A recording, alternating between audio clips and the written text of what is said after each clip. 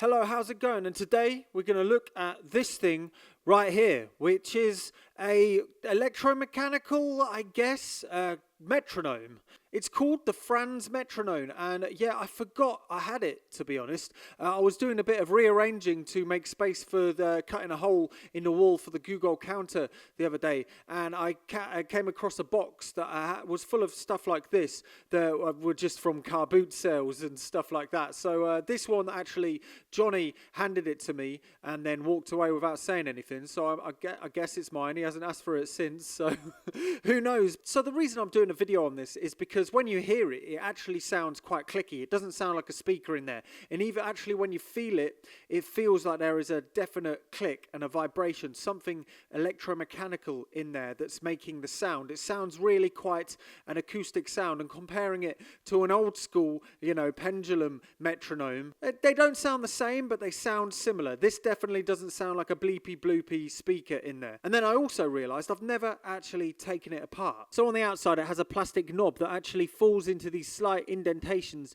in this aluminium embossed sort of label thing, and it makes it click into place on the certain beats. I think the case is Bakelite, and on the back it's got the mains charger and an on and off switch. Ooh. Underneath there's some labels just explaining what the fudge is going on. It's just talking about all the different metronomes and, Vivace, Presto, Al Dente, and whatever stuff like that. Made by Franz MFG Co., New Haven. So this is serial 812. I haven't seen another one, so I'm not sure how popular these exactly were. Anyway, let's take it apart. The bottom of it is an old style kind of particle board thing. It's Bakelite, something like that. Some weird stuff. Anyway.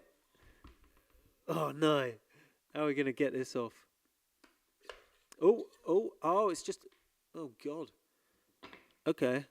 Seem to have misplaced all of the feet have fallen off. That is a very strange way of doing it. So the feet are actually compressed into it via the particle board. So initially I was a little bit bewildered by what was actually going on in there. When I was twisting it, it wasn't actually working. I realized it wasn't gonna work when it was upside down. Like, you could see there is something spinning at the bottom, and it's very hard to see what is anything in there because of the darkness. But the other fact is that makes it a bit more complicated is it only works when it's around the right way round. So I need to figure out a way of being able to show you what the heck is going on, because it's really quite interesting.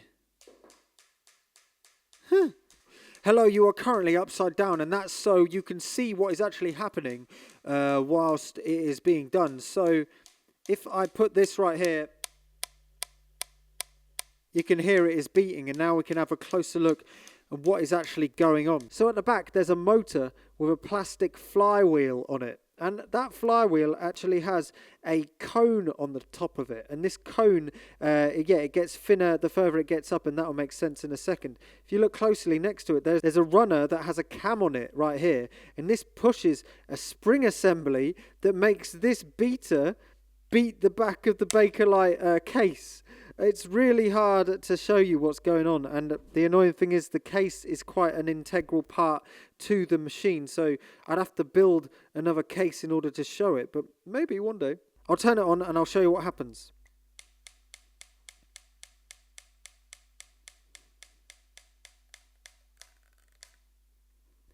So right now it's on its slowest setting, and you see that spinning wheel, that is rubbing against the top of the cone on the freewheel on the motor.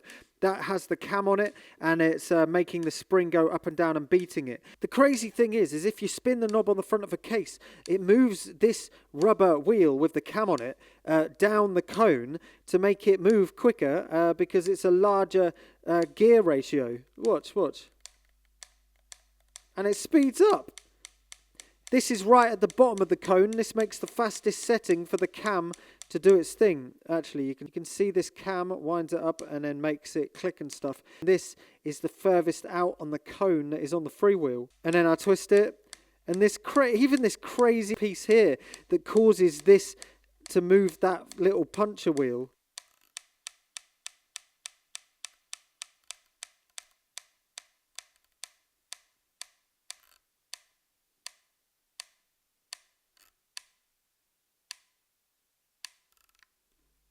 Here's a closer look at the cam wheel rubbing on the cone.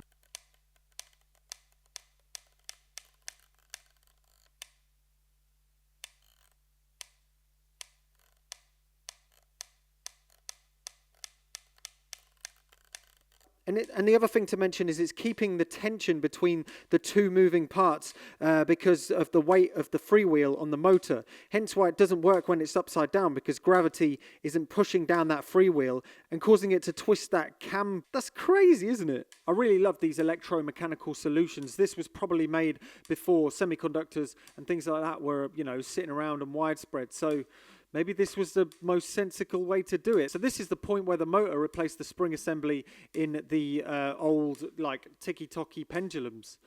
That's crazy, isn't it? I've got to be honest, I really wasn't expecting that. I can hear the motor spinning slightly. You can feel it rubbing against it. But yeah, I just didn't know what the motor was for. I would have not imagined it looking like that on the inside. And to the point that I'm amazed I haven't taken this apart before. The next episode on the Practical Electronics Rhythm Generator is coming in a few days, and I'll be doing a live stream over on Patreon at the same time, trying to build the sequencer for it. So the next video is regarding the snare, noise, schematic assembly and stuff like that. And then we'll be looking at a sequencer on the live stream on the same day. I still don't know which day I need to do that because I need to finish the stripboard layout for the snare. So if you want to support these kind of videos, then please go and check out over Patreon because there's loads of extra things. And yeah, that was the Franz Metronome. And yeah, this is the museum of everything else. If you like this, subscribe and have a lovely time.